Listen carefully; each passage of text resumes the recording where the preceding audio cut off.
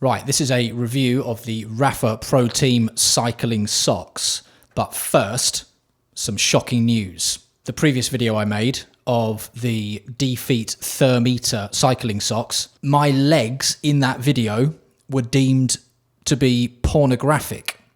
So YouTube removed monetization from that video. You can make your minds up for yourself as to whether they were justified in doing that. Personally, yeah, I think they were. Second bit of news.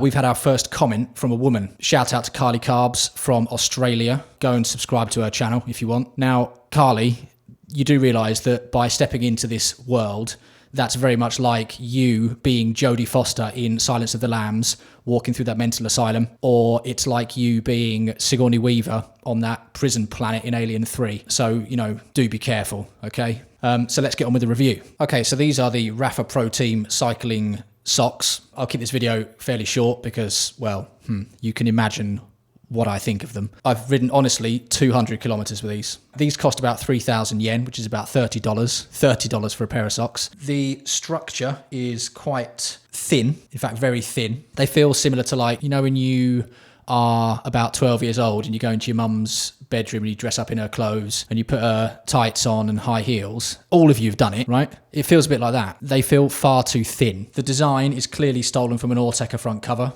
as I've explained before. And this is the second pair that I've had. The first pair got a hole in them in the back almost immediately. These ones then, all of this white stuff is coming out. You can see it coming out of my fingers. Threads coming out, getting a hole in the side. The other one, long thread coming out. All this is coming out. Again, developing a hole. Back section here is coming apart. 3,000 yen, 200 kilometers, $30.